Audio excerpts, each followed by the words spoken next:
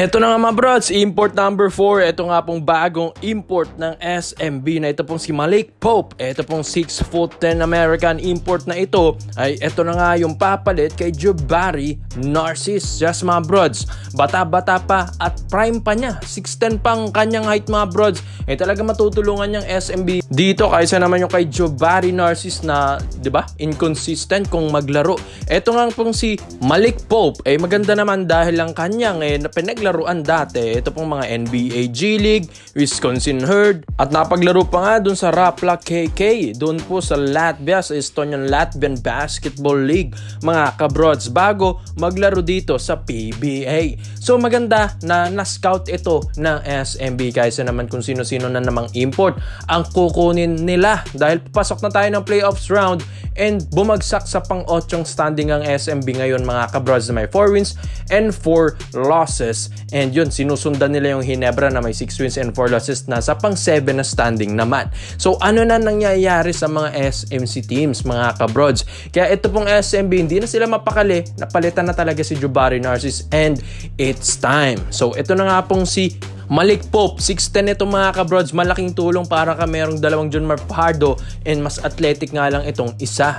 Dahil ito pong si Malik Pope mga kabrods ay hindi lang naman pang ilalim ang laruan nito kung saan bumabato rin at bumabanat din ito sa 3-point area and ang ganda rin ng shooting form nito mga kabrods. Kumbaga para lang din itong si Chris McCullough kung maglaro mga kabrods. Athletic na big man and maaasahan mo ito sa mga alley-oop plays. Well, ganyan na ganyan yung mga laruan ni na Dwight Howard mga brods, parang pinaghalong Dwight and Chris McCullough ang laruan nito ni Malik Pope. So maganda dahil ito nga ay nandito na rin sa SMB at yun nga, tinutulungan na rin siya ni na Coach Leo Austria and dito sa mga training ng SMB ngayon ay talagang niluluto nila yung magandang play para kay Malik Pope dahil kailangan pa talaga nila ng chemistry para nga mag-gel yung team. Well, ito rin kasing si Malik Pope maganda ang kanyang dating dahil sa mga remaining games ng SMB ay malaking bagay kung manalo pa sila doon dahil hindi nga sila makakapasok ng playoffs round pag sunod-sunod yung talo ng Beermen mga kabrods. Kaya urgent na ito at emergency changes na ito ng SMB na tama lang na pinalitan nila si Jabari Narcisse dahil hindi nga nila nararamdaman yung import na yon. Well, ito pong si Malik Pope, alam ko malaking bagay at malaking boost ito para sa Beermen, lalong-lalo na't ito pong Beermen minsan nga ay nakukulangan sa depensa kay Jabari Narcisse. Well, kung usapang depensa naman dito kay Malik Pope, syempre 6'10" nito mga kabrods. Ang laki rin ng galamay na ito, hindi rin basta-basta. And hindi naman din hamak na mas mataas din tumalo nito kaysa kay John Mark Fajardo mga kabrods. Kaya ang ganda ng laruan ng isang Malik Pope na veteran na. And yun, prime pa niya, 28 years old, hindi naman ito matanda na rin mga kabrods. Kaya yan ang kinaganda nito ni Malik Pope. Kaya nga excited ng lahat sa mga next games ng Beermen dahil ito yung pag-asa nila talaga, yung isang import na ito. Pero yun, pang-apat na to mga kabrods ha. Quincy Miller to Torren Jones to Jabari Narcisse to Malik Pope.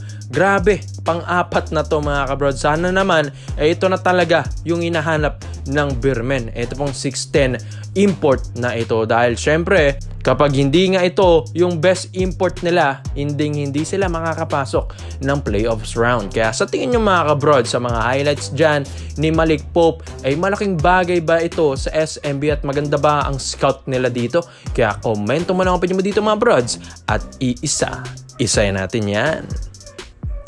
So dito naman po tayo sa kabilang balita naman natin mga kabrods. Speaking of Barangay Nebras San Miguel, natalo nga sila last game kahapon dito sa TNT Tropang Giga dahil bumanat si Oftanador ng 32 points. So ano na nangyari sa Ginebra mga brods dahil sa pagkatalo nila na yan ay bumagsak sila sa pang-7th na standing ngayon. So nanganganib pang Ginebra tuloy ngayon mga kabrods. Umalat nga si Abarrientos na may 8 points lang and Malonzo rin na 6 points lang. Lalong-lalo na yung Ahamisin na 2 puntos lang mga kabrods. Buti pa yung Jefferson ng TNT na may 25 points, Eram 10 points, Castro 9 points, Pugoy 6 points. So all in all, 91-86 ang labanan, natalong Ginebra ng 5 lang. Kaya ito mga brods, ang problema nga ng Ginebra, sa napapansin nila, ay ilalim talaga mga kabrods. Ito na nga mga kabrods bali-balita na gusto nilang kunin. Ito po sa trade. Ito pong si Christian David. Yes, ito pong 6'6 ng Blackwater Bossing mga kabrods. Dahil base nga sa last game rin ng Ginebra, kailangan talaga nila ng depensa, boost din sa ilalim at shooter mga kabrods. Ito hindi naman din ganun ka big man ito dahil parang point guard nga ito kung maglaro mga kabrods sa Blackwater 6'6 tapos may handles tapos may shooting, parang hindi nga talaga big man itong si Christian David. Pero pagdating naman sa big man position, makakatulong ito mga kabrods dahil sa Blackwater Bossing minsan ginagawang 3 at 4 ito dahil ang tangkad nga din niya, sayang din mga kabrods. Well, isa rin ito sa mga niluluto ngayon ng Ginebra dahil alam nila napapasok na tayo ng playoffs round.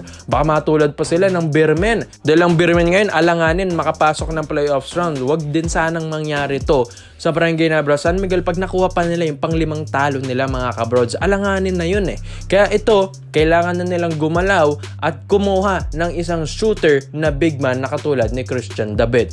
Nagustuhan nga ito ng Ginebra dahil hindi rin basta-basta yung manlalaro na ito. Dahil yun nga, pagdating nga sa opensa, makakatulong ito maski na rin sa depensa. Well, yan naman talaga yung gusto ni Coach Tim Cone. Both ends of the floor papakinabangan katulad na nga lang ni Scottie Thompson. Gaya ng kinaganda ng isang Christian David and 6'6 pa na shooter na point guard pa ang laruan mga kabrods, di ba?